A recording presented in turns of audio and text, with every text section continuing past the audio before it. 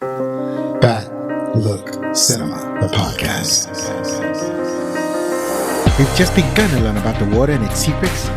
Just as we've only touched on outer space, we don't entirely rule out the possibility that there might be some form of life on another planet. And why not some entirely different form of life on the world we already know is inhabited by millions of living creatures? Hey friends, my name is Zoe. It's spelled Z-O or Z-O for those of you outside of the US. Welcome back. This is the 161st episode of Back Look Cinema, the podcast, where we take a look back at the movies of yesteryear, especially the movies of the latter half of the last millennium. If you like what you're about to hear, then tell your family, tell your friends, and tell that guy on the beach over there. Wait, that's not a guy. It's some kind of man. It's some kind of fish man. Get away from him, man. Get away. Are you away? Did you get away from the fish man? He looked kind of ornery. So we're here once again to kind of close out the spooky season with another classic spooky movie. I want to talk about this movie because it's one of the ones that was freshest in my mind when I was conceiving of exploring some of the classics of creature features that I enjoyed when I was growing up. They played like black and white movies from the 30s, 40s, and 50s during Halloween. And I touched on some of those movies like Dracula, Frankenstein, The Bride of Frankenstein. There were others that I didn't talk about that I think I might want to touch on later on, like The Wolfman or The Invisible Man or The Mummy. I don't think I've ever seen The Mummy, but I've definitely seen bits and pieces of those other movies. And I do mean bits and pieces. So a lot of the movies that I covered in October were movies that I've only seen pieces of, and it's been my first time watch the full movie from beginning to end. And it's going to be the same for this movie. And as you know, we usually cover no movies from the 70s, 80s, and 90s, but we're going further back. Not as far back as I went the last time with like movies from the 30s, but this time we're moving a little bit forward.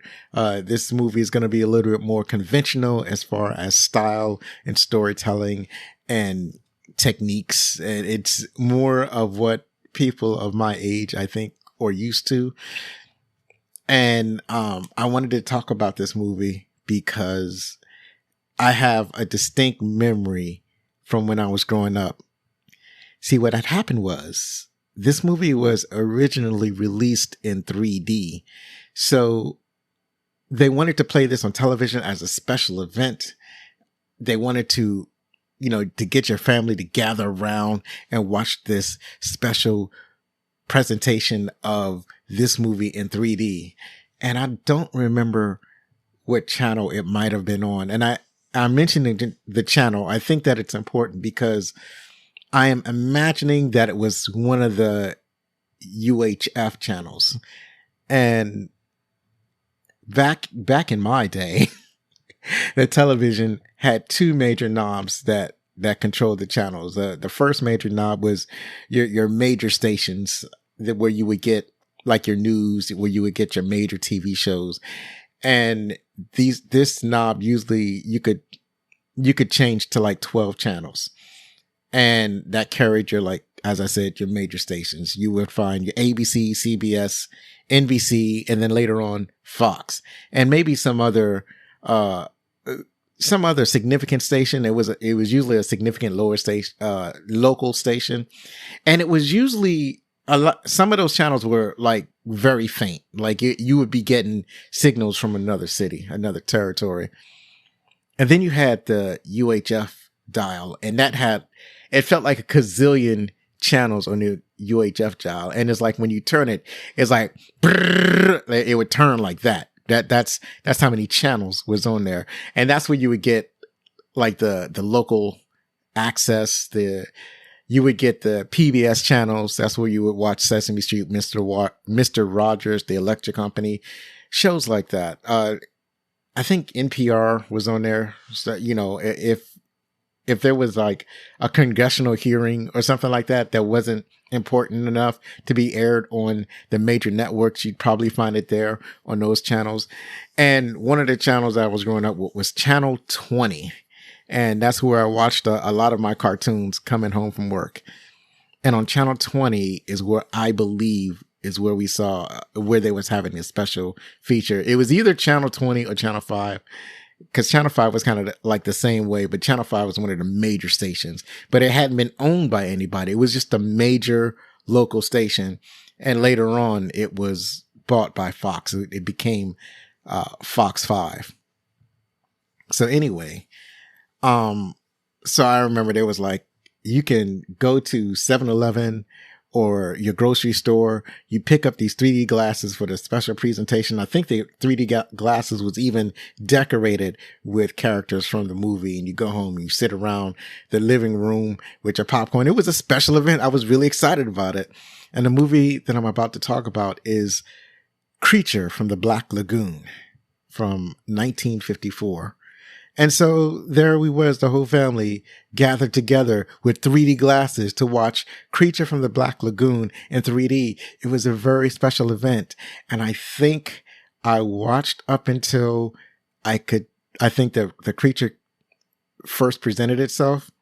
And I don't remember anything after that. I probably fell asleep because it was for a child, at least for a child like myself. It was, I don't want to say it was dry. It was just a slow paced monster movie, and it relied a lot on tension. And, I just wasn't tuned into it. It's like, if you're going to give it to me now. I want the shocks and the thrills right now. You can't get me with tension. And I was probably like, I don't know, 10 or 11 or 12. I don't know. I was too young to appreciate the storytelling techniques that were being employed by this movie. So, I don't remember much of it. I just remember the creature design and that's it. So let's us discover, and talk about Creature from the Black Lagoon, 1954. Dr. Carl Maia made an incredible discovery along the banks of the Amazon River of a fossilized web-fingered hand. It appeared remarkably similar to human, yet remarkably aquatic. Knowing the significance of this incredible discovery, he gathered his colleagues on an expedition to find the rest of the fossilized skeletal remains. On this expedition, some of the members of the team were attacked or killed. Were they attacked by a cougar? An alligator? They soon learned that they're being menaced from the depths of the Black Lagoon by the living specimen that represents the fossilized hand. Given the grave danger that the crew encounters by this strong, resilient, and intelligent being, they face a monumental decision. Do they try to capture or kill this creature from the Black Lagoon? This movie was released March 5th, 1954, produced by Universal International Pictures, and I was unable to find the gross of this movie. Yeah, I wasn't able to find anything that could tell me how much money this made. I get the impression that it was a box office success, but I couldn't really find any hard numbers that could tell me. I scoured the net the best I could, and I couldn't really find any information on it. But I could find the reported budget, and that was of $650,000. And in today's dollars, that would be $7.6 million. So that's the meat and potatoes of the Creature from the Black Lagoon. Coming up next, I'm going to tell you who's going to be starring in the movie and who directed it, the writers, the music, the composer. But first, I want to play a promo for Witches Talking Tarot. I mean, this being spooky season, this seems rather appropriate. So I'll let the hosts tell you about their show.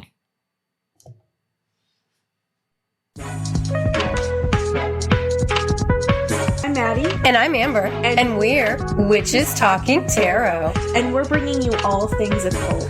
Every Tuesday and Thursday, twice a week for your magical pleasure. Join us as we dive into aliens, cryptids, the Illuminati, super in the natural. Because that's the kind of witches we are. So join these high energy witches twice a week.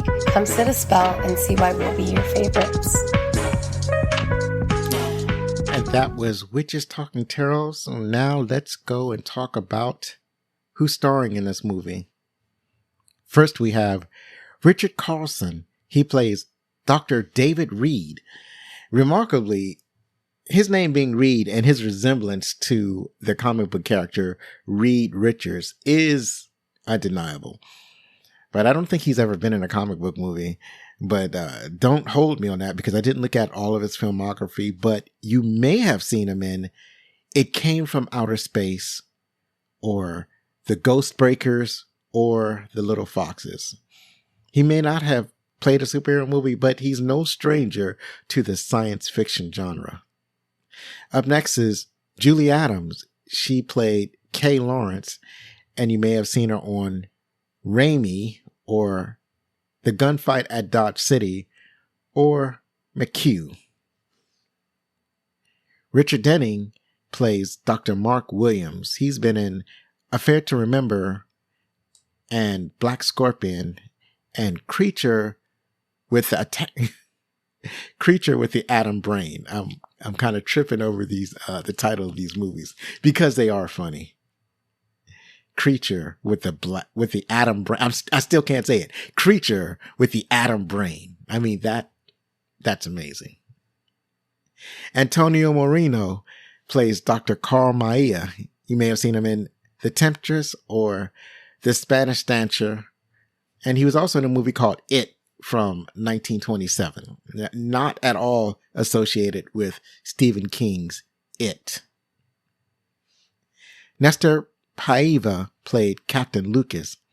He's been in The Madman of Mandoras, California, and The Wild Westerners. Whit Bissell plays Dr. Edwin Thompson. You may have seen him in The Magnificent Seven from 1960, or Soylent Green, or The Time Machine, also from 1960. Rico Browning played the Gill Man in Water.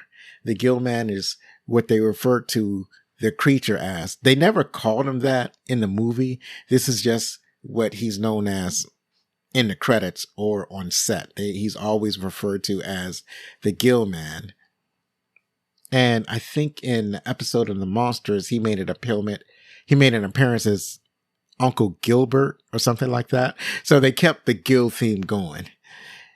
So it was actually, the creature was actually played by two people. So it was Rico Browning in the water.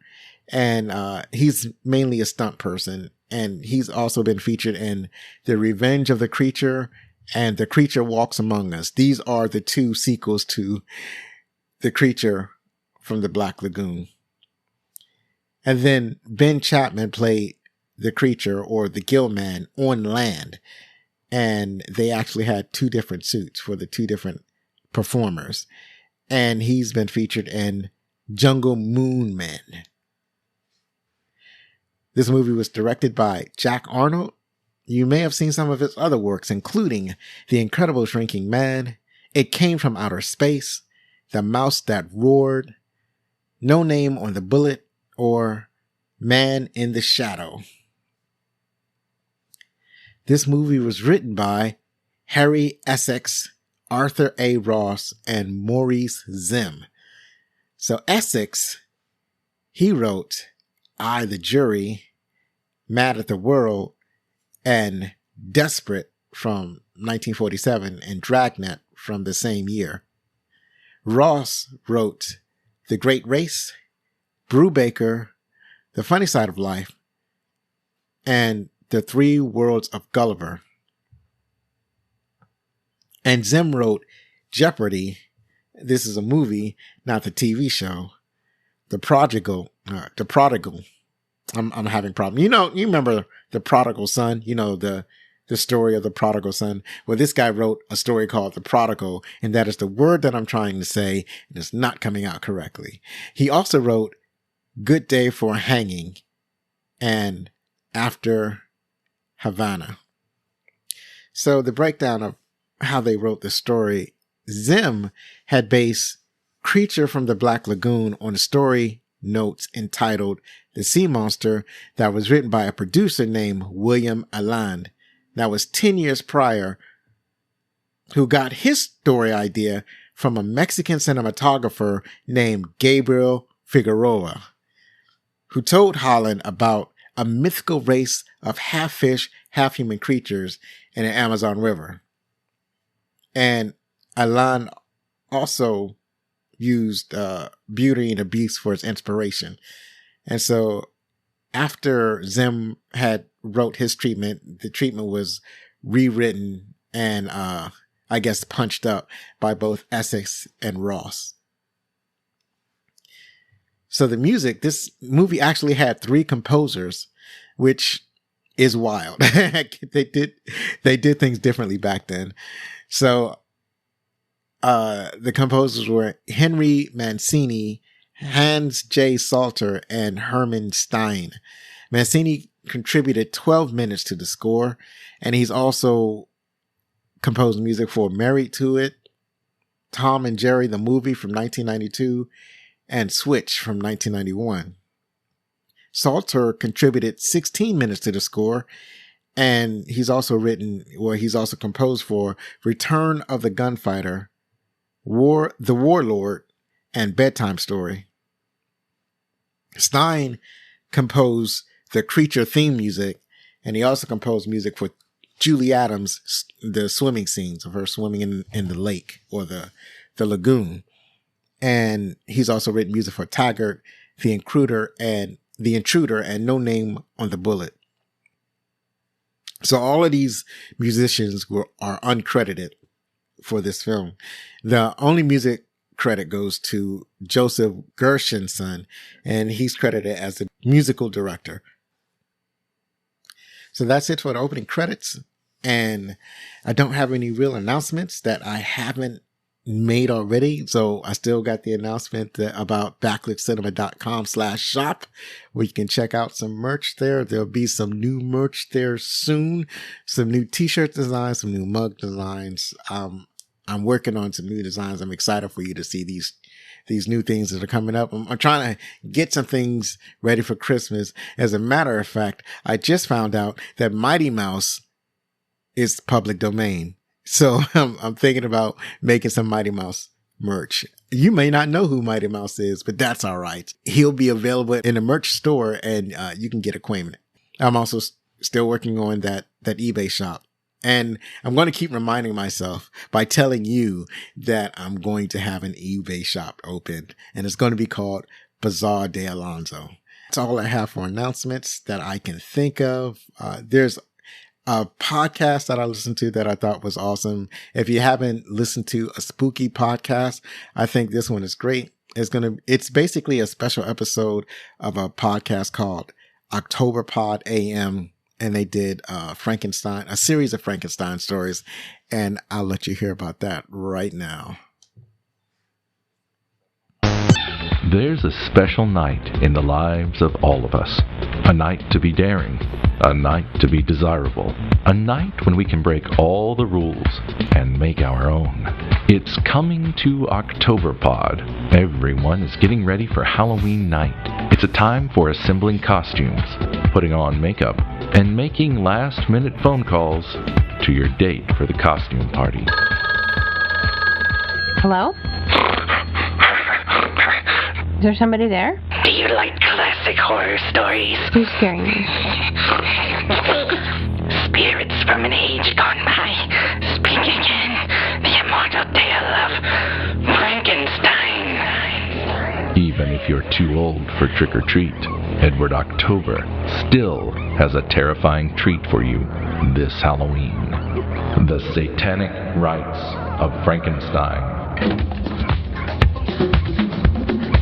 This Halloween season, Octoberpod presents 4 terrifying new visions of Mary Shelley's immortal classic, Listen to the Satanic Rites of Frankenstein, a special Halloween event presented by Octoberpod AM. Your very soul may depend upon it. Starts playing Tuesday, October 15th. Listen to Octoberpod AM on Spreaker, YouTube, or wherever you get podcasts. Check local listings. And we're back. We're back to talk about some of our favorite parts of the movie. And I just want to, this movie has some very significant themes. And so I just wanted to go over a couple of these. The first thing is it very heavily talks about ethics in science and the ethics of trying to investigate a brand new species of life. Like, what is the best way to study a brand new scientific discovery, and what's the most ethical way of doing so? And do you put profit over ethics, that sort of thing? And the other one is interspecies relationship, as often is with monster movies. With the examples that we've had, there was Frankenstein, not so much, but Dracula and the Bride of Frankenstein, there were a lot of sexual themes that were presented in those movies. So there is a strong flavor of that in Creature from the Black Lagoon. And it is sort of your basic relationship between a monster and a human woman.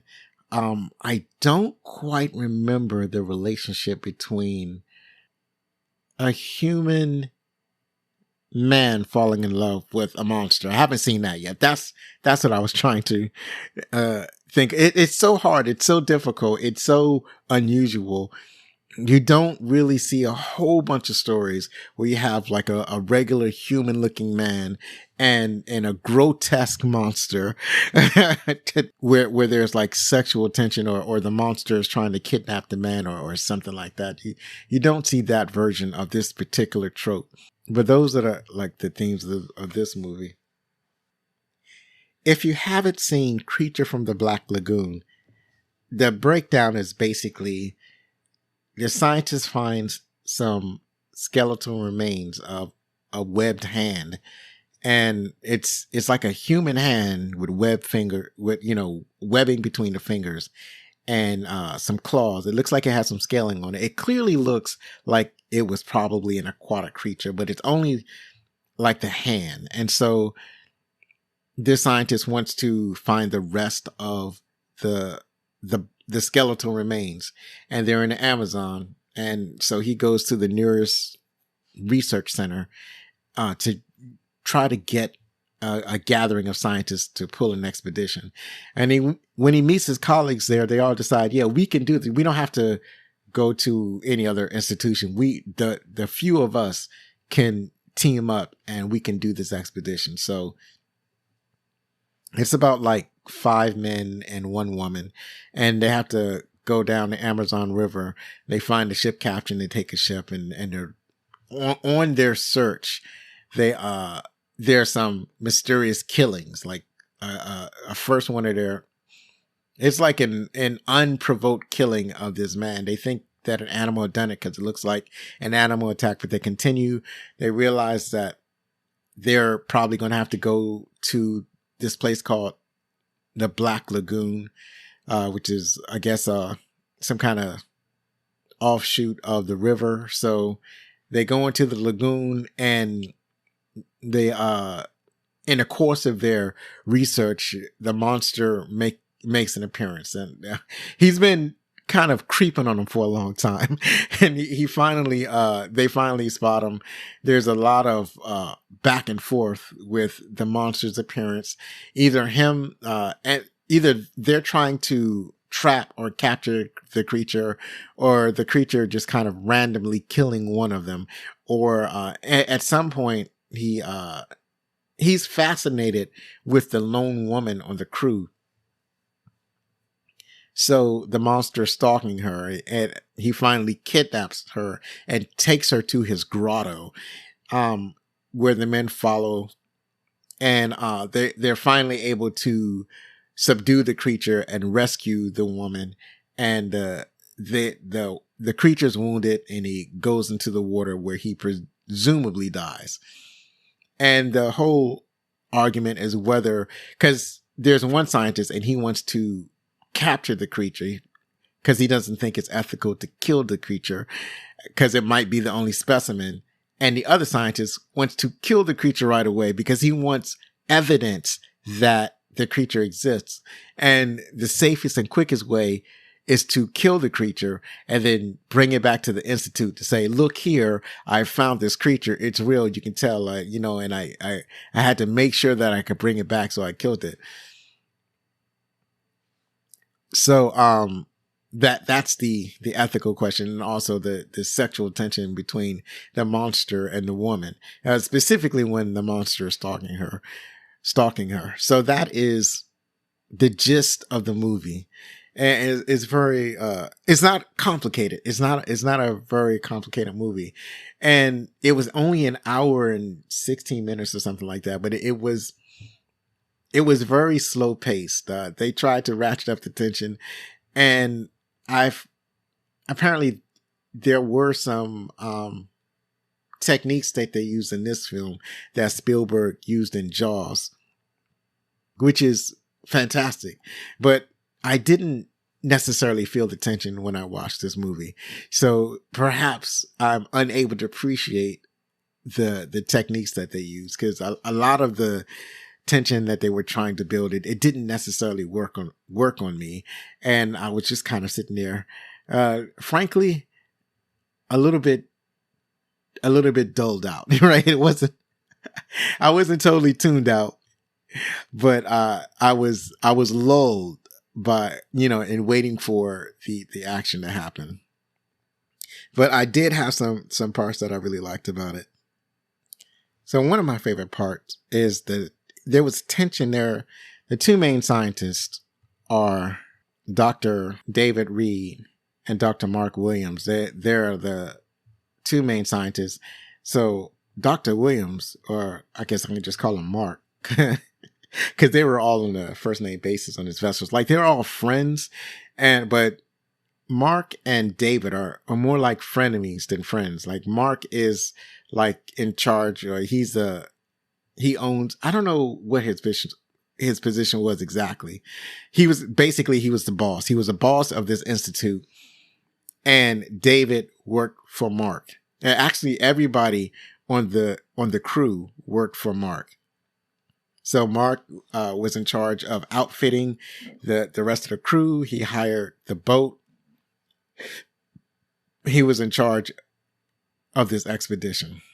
He was basically the producer. He was the financier of this little adventure. David was he was like a star researcher, and he was very idealistic.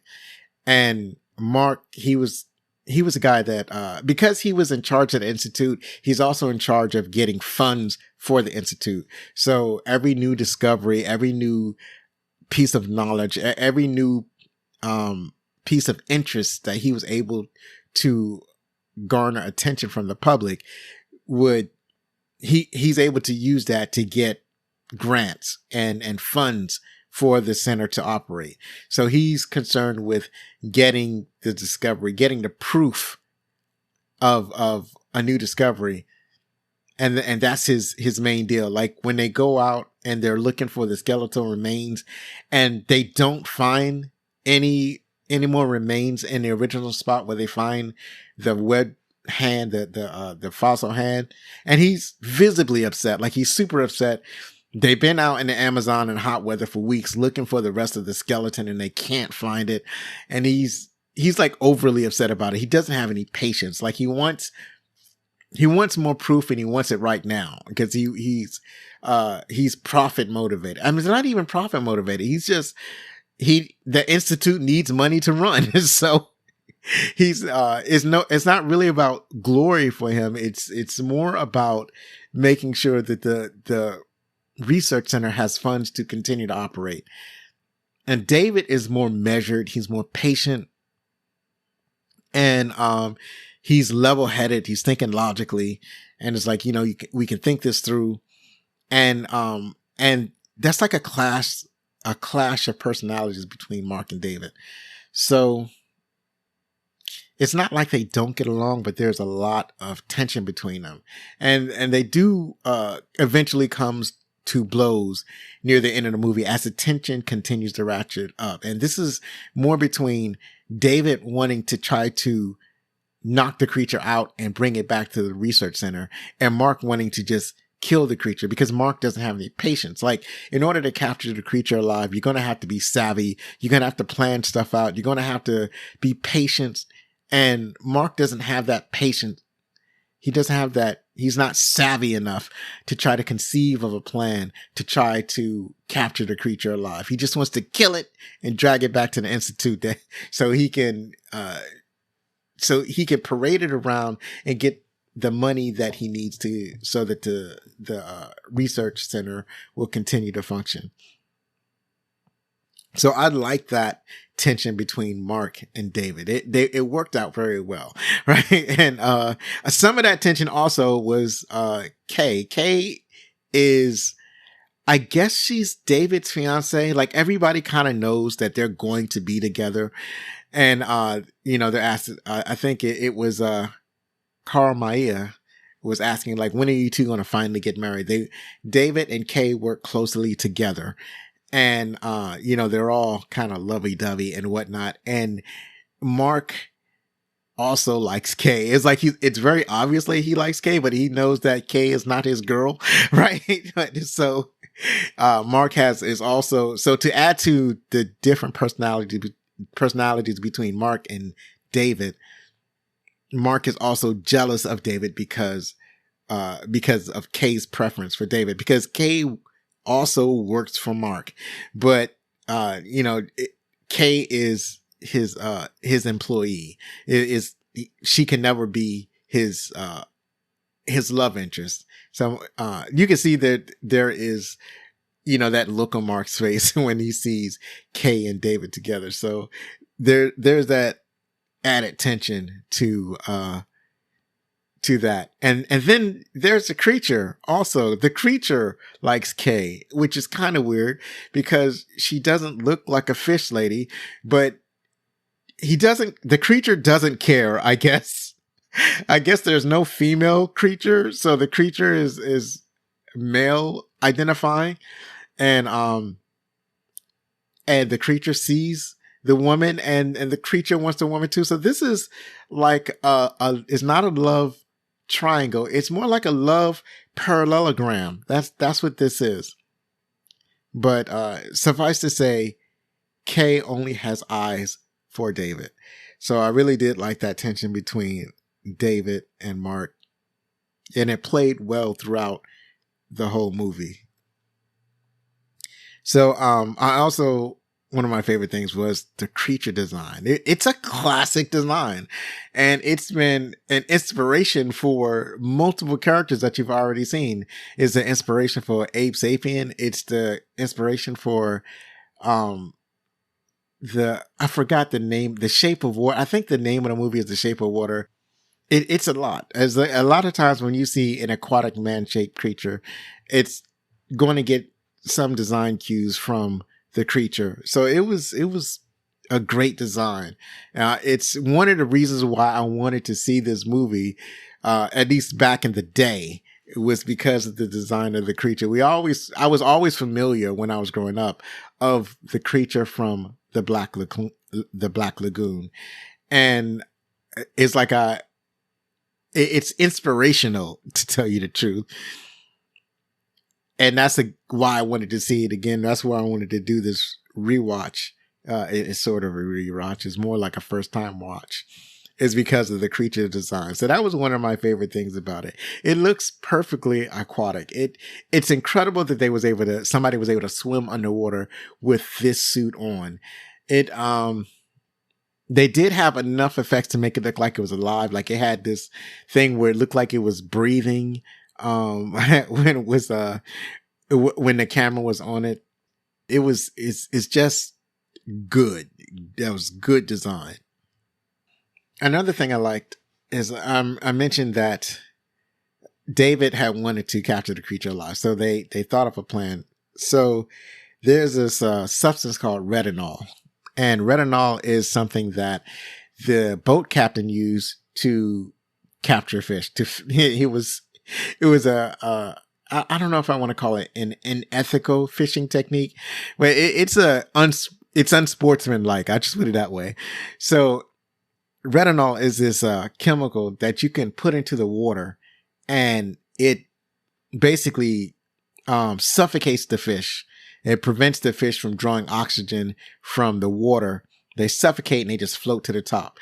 And the fisherman says they float to the top and they just scoop them up. So they use retinol to capture the creature. The first time they do it, they sprinkle it on the surface the same way the fisherman usually does it. And it doesn't really work. It kills a bunch of fish, but it has no effect on the creature. So the next thing they do is that they basically create like depth charges with these retinols. Somehow they pack these retinols in such a way that they can sink down and then disperse when they get to a deep enough depth.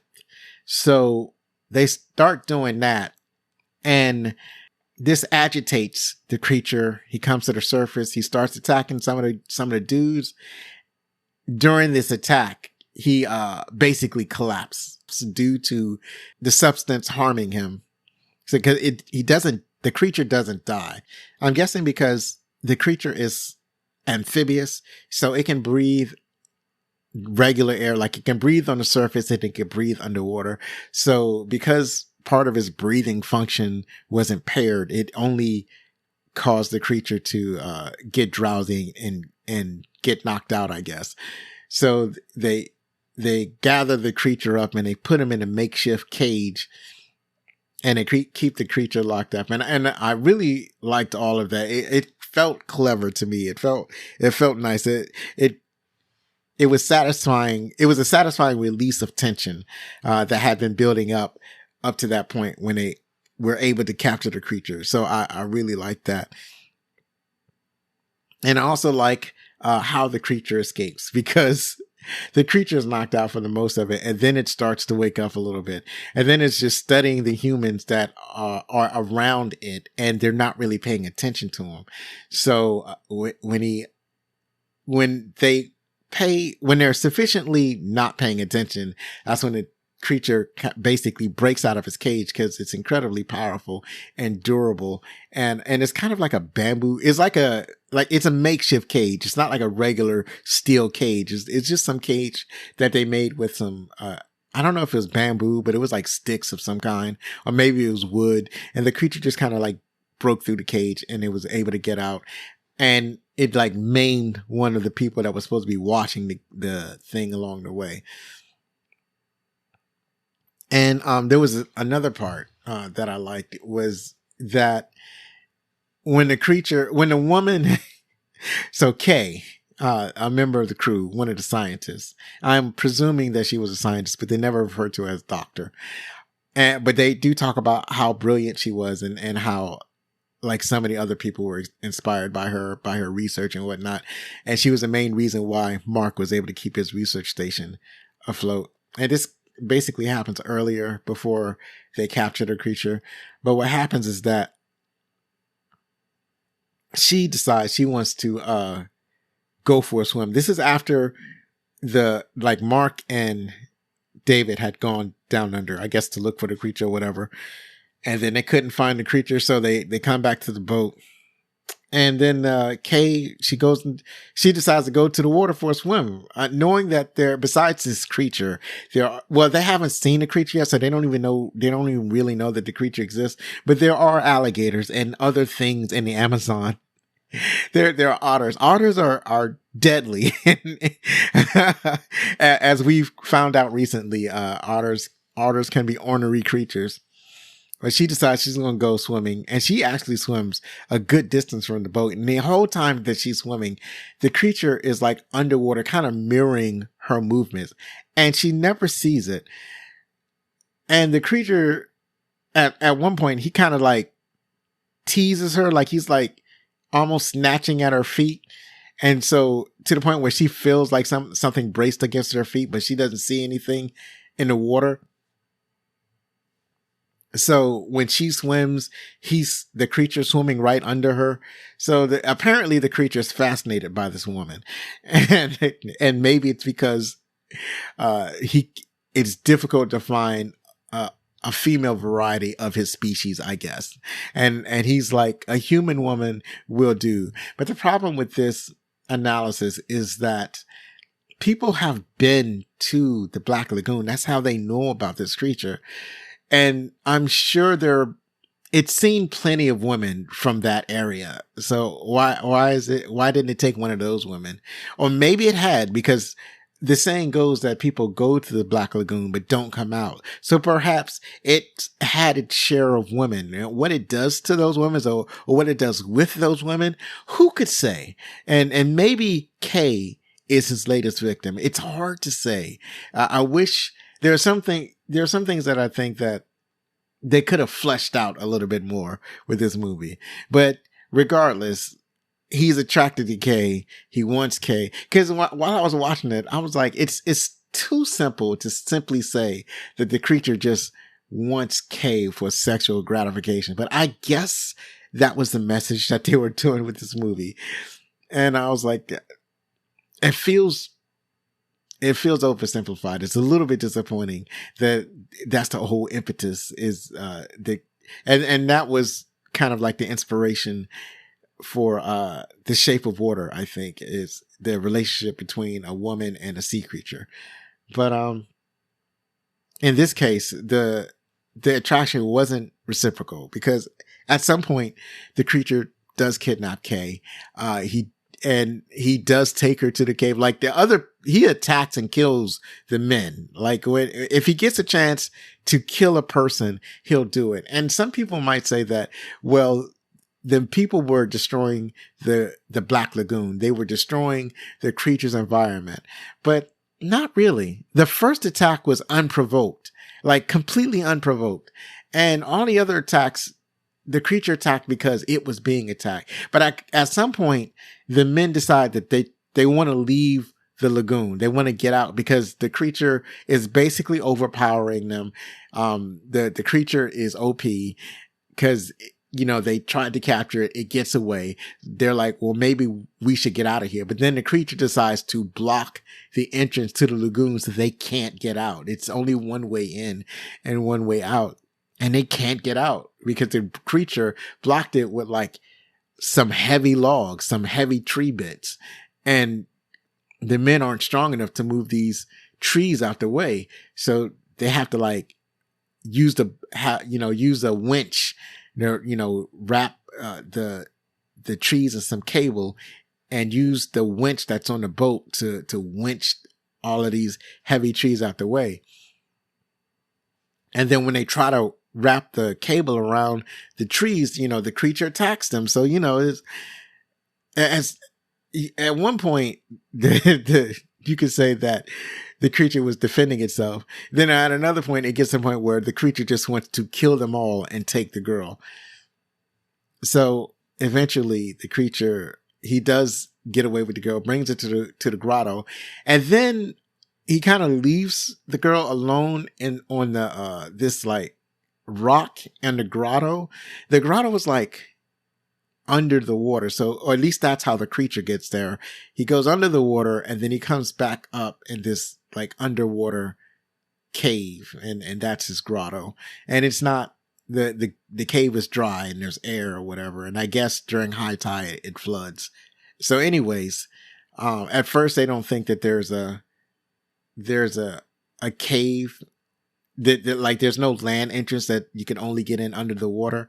But somehow two of the crew members, they do find a way that they could just walk through a cave and find the grotto.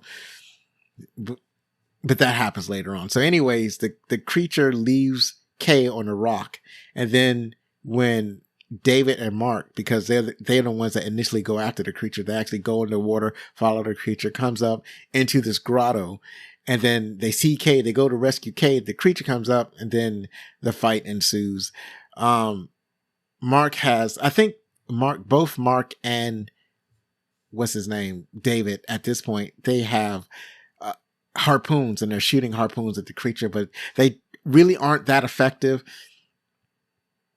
And then both Mark and Kay, actually, there was a point that Mark gets killed. So maybe it wasn't Mark and David. I think it was just David at that point. I think the creature actually kills Mark early on. So it's just David that goes after the creature. So David is by himself. David goes after the creature with the harpoon. The harpoon has no effect. The creature is starting to overpower David when then the captain and Dr. Maya, they find a way into the grotto over the land. There's like a cave entrance on land. So they find their way into the grotto just in time to save David from the creature. They start shooting at the creature, and the bullets aren't having that great of effect. Like the creature's taking bullets like a champ. Like he's like a bullet sponge, to the point where David actually says, okay, you can stop shooting him. He's had enough. And then the creature basically kind of walks off and dives underwater and presumably dies. But there are 2 other sequels to this movie. So the creature doesn't die, because they don't really show a dead body. They just show him going deeper and deeper underwater. And I guess they learned their lesson. It was like, well, maybe we're not meant to know this or something like that. I'm not exactly sure what lesson they took from it. So those were some of my favorite parts. I know that was more than 5. I listed 5, and then I kind of just explained the last part of like the third act of the movie. So, because I felt that it was an interesting ending, not my favorite part, but it was an interesting conclusion to the movie that I kind of like. And I like how they kind of left it open-ended so that the sequels could happen. So that's it for the favorite parts. Now let's check out the trivia. So this is the top 10 trivia. I think I got all of these from IMDb, and I think that they are the gospel truth. So the first one is, Rico Browning, a professional diver and swimmer, was required to hold his breath for up to 4 minutes at a time for his underwater role as the gill man. The director's logic was that the air would have to travel through the monster's gill, and thus air bubbles from his mouth or nose must not be seen. Thus, the costume was designed without an air tank. In the subsequent films, this detail was ignored, and air can be seen emanating from the top of the creature's head. So that was clever. To have a dude that was capable of holding his breath for 4 minutes, that's a wild thing to do, especially with that costume on. It looks impossible. But Rico Browning could do it. He could have done it in the other 2 films, but I guess they prioritized safety over accuracy in the sequels. 2 different stuntmen were used to portray the creature, and therefore 2 different suits were used in the movie. Rico Browning played the creature when it was in the water and wore a lighter suit. Ben Chapman played the creature when it was out of the water and wore a darker suit, which I guess makes sense. And then I think there's some contradictory notation that says that they actually had identical suits. I might have wrote it down later in the trivia. We'll see. The creature's appearance was based on an old 17th century woodcuts of 2 bizarre creatures called the sea monk and the sea bishop. The creature's final head was based on that of the sea monk, but the original discarded head was based on that of the bishop. It doesn't matter. I looked at several pictures of the sea monk and the sea bishop, and they don't really look anything like the creature. Like, the only thing that's really similar is like the body. There was some similarities between some of the design of the body from that of both the sea monk and the sea bishop and the creature. But as far as the head goes, they were just the heads of men for the most part. They just looked like a dude's head. It didn't really look like the head that the creature eventually had. So maybe they saw a different woodcut than I did.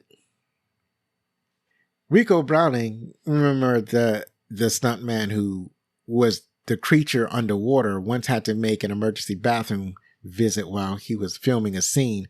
Browning had been underwater for several minutes and breached the water in full costume next to an unsuspecting mother and her young daughter on a nearby shore. Browning said that they fled in terror once they saw him. He recalled, "They took off and that's the last I saw of them." Yeah, I bet that was that was probably terrifying. All of a sudden you see this creature come out of the water, because remember, he can hold his breath for up to 4 minutes. So that's a long time. He only came out of the water because he had to go to the bathroom. Like, he could have stayed there, and he just so happened to come out of the water where this family was staying, was like right by the water, and scared the bejeebies out of them, I guess. I guess they never conceived that this is a Hollywood project. Julie Adams noted that making the film was an extremely pleasant process and that the cast and crew got along quite well. She also explained that she felt sympathetic towards the monster. Adams said, "There always is that feeling of compassion for the monster. I think maybe it touches something in ourselves. Maybe the darker parts of ourselves that long to be loved and think they really can't ever be loved. It strikes a chord within us." In this film, the eyes of the creature were a fixed part of the rubber construction of the suit. The actors who played the part of the Gill Man could barely see, if at all. In the second film, the eyes have been somewhat ludicrously replaced by large, bulbish fizz eyes to assist with the actor's vision, which I think is appropriate. Viewers will note that when the two men put on their scuba tanks, David always wears 2 tanks on his back, while Mark always wears 1. This was a visual device used by filmmakers to help the audience distinguish between the 2 characters when they were swimming underwater. David also a brunette, while Mark is blonde. I thought that was really clever. I don't know if I noticed that they were wearing 2 different types of scuba gear, and I was just kind of wondering, why is David always wearing 2 tanks? And why is Mark always wearing 1? I noticed it, and I just questioned why that was. And I didn't realize that they were using it as a visual clue. The clue that I used was that Mark's hair was very blonde. Like, you could very easily tell who Mark was when he was underwater, because his hair was so blonde when it was underwater. And it was, otherwise it would be hard to tell the difference, because with all the scuba gear on, and they had this, it wasn't a goggle. It was more like what am I saying? They were swimming goggles. So the type of swimming goggles that they had on, it really did a lot to conceal their faces. So it really was just the hair color and the types of tanks that they had. And they needed it because not only were they swimming underwater, but there was also a struggle underwater. There was a lot of struggling between the 2 men underwater. Sometimes they were struggling with equipment, and sometimes they were struggling with each other. So it was really important to be able to tell the difference. Millicent Patrick created the design for the creature, although Bud Westmore, who was the head of Universal's makeup department at the film, would take credit publicly for the creature design. So yet another example of the patriarchy, I guess. But I'm glad to know that Millicent Patrick is recognized as the designer of the creature. At least she is now. I don't know if she was ever publicly acknowledged when she was alive during that time, but we all know now. A severe accident was narrowly avoided while filming the fight scene between the creature and Z. Ben Chapman, the stuntman who acted as the creature on land, and Bernie Gozier, who played Z, rehearsed the fight scene for several days. There was a particular need for the extended rehearsal since the creature costume allowed for very little mobility or visibility. The scene called for Z to swing at the creature with a machete and for the creature to grab his hand before he could complete the motion. When the scene was filmed with the actors in costume, Chapman missed Gozier's hand when he swung the machete at him. The blade connected squarely with the creature's head. Luckily, the machete was not extraordinarily sharp, and the thick rubber foam that formed the creature's head prevented Chapman from receiving any serious injury. So that's pretty awesome. The creature head was also a helmet, so that worked out extremely well for Ben Chapman. And lastly, the boat captain talks about his special fishing technique using retinol. I think I called it retinol earlier, but I think it's really pronounced retinol. It's how he cheats at fishing. Retinol kills fish by inhibiting cellular respiration and the ability to use dissolved oxygen. In effect, the fish suffocate. Fish exposed to lethal retinol concentrations move to the surface and gasp for oxygen as if the water was oxygen depleted. This allows them to be netted, which is what the captain does, which is cheating. But perhaps when fish is like, well, let's say that fish is your only meal. Like, you gotta have fish for the night, and you don't have time to be waiting out at the Amazon all day, waiting for these fish to float to the surface. You got a family to feed. So you dump this retinol in the water. Hurry up and die so I can collect your bodies so I can feed my family. I guess that's the rationale. So that is it for the trivia. And next we're going to talk about what the critics thought.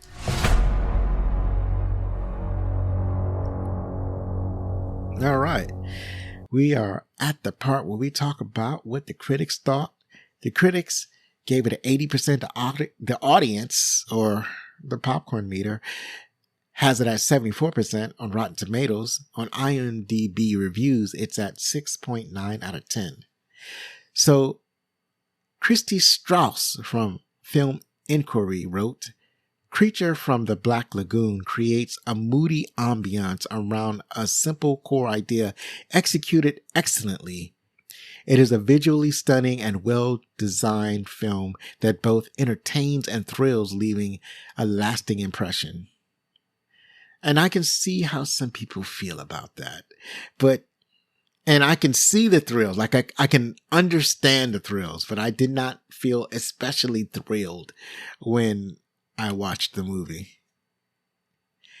Clyde Gilmore of Maclean's magazine wrote, "A prehistoric man-shaped fish falls in love with the screaming Julia Adams in an Amazon backwater, but his courtship is a failure, and so is the movie." And I think that is a little harsh. It's way too harsh. I would not say this about this movie. P.S. Harrison from Harrison's Report wrote, "The subject matter has been handled in a way that makes for a maximum of suspense with an eye towards satisfying those who seek horrific chills and thrills." And I can see that. I can see how they were really, were heavy-handed with the suspense. I get that. And at last we have Josephine O'Neill for the Daily Telegraph, Australia. She writes, "Along comes one of those tedious topped expeditions in a battered white boat, and the gill man is chased, photographed, speared, half asphyxiated, and screamed at. No wonder he commits murder. 5 of them. I will say that the first murder was unprovoked.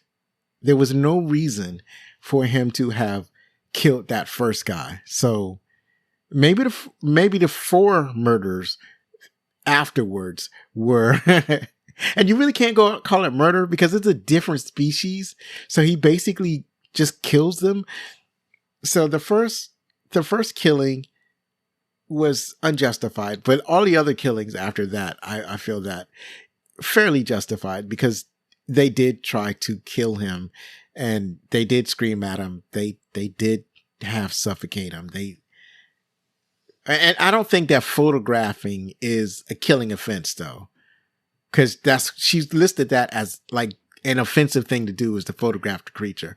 And that's not a killing offense. So maybe not. Harassed, you could say they harassed and harangued it. Maybe that. They harassed it with photography and he's camera shy, perhaps. I just wanted to point out that the first murder was unprovoked. Finally, Creature from the Black Lagoon is, as of this recording, available with subscription on streaming. Is it? Or did I have to pay for it? Nope, I had to pay for it.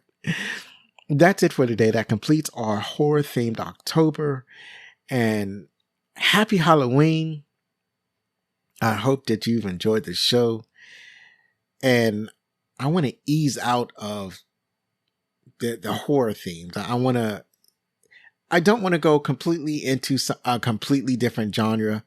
I want to find a movie to watch that kind of hints at the type of monsters that I've talked about on this horror themed spooky season type of deal. Like I didn't want to go all the way to like a comedy or just a straight like buddy cop movie or something like that. I wanted to adhere to what we were doing this October. And it took a minute to find a movie like that. I missed a lot of the type of movies that would have been appropriate for what I was trying to do. Like there's a movie called Dead Like Me or Death Becomes Her. And Death Becomes Her was like kind of like a comedy, like a dark comedy. And that would have been great. But I never watched that one. So I can't really speak on it with authority. And then some others like The Crow. That would have been great. But I've already did an episode on The Crow. And I don't like any of The Crow sequels. And the only version of The Crow that I really liked was the TV show that came on in the late 2000s. No, in the late 90s, there was a TV show based on The Crow. And that was the only good thing regarding The Crow after the movie, the original adaptation. For one thing, that's a TV show. Another thing, it doesn't seem to be available anywhere. I missed my chance to buy it, I guess, when it was available as a physical DVD. So join me next week to watch Clash of the Titans. Release the Kraken! You can follow us on Twitter, TikTok, Facebook, Instagram, and Threads. Please contact us with any questions, comments, or suggestions at fanmail@backlickcinema.com. And if you're listening on YouTube, please like or subscribe or leave a comment. I'd love to hear from you. One last time, if you like the show, then please help us grow by spreading the word about Backlook Cinema, the podcast. Believe me, it matters. I've been Zoe Richardson. Be safe, share a movie from yesteryear with your family, hug your loved ones, and if you're going to be anything, be outstanding.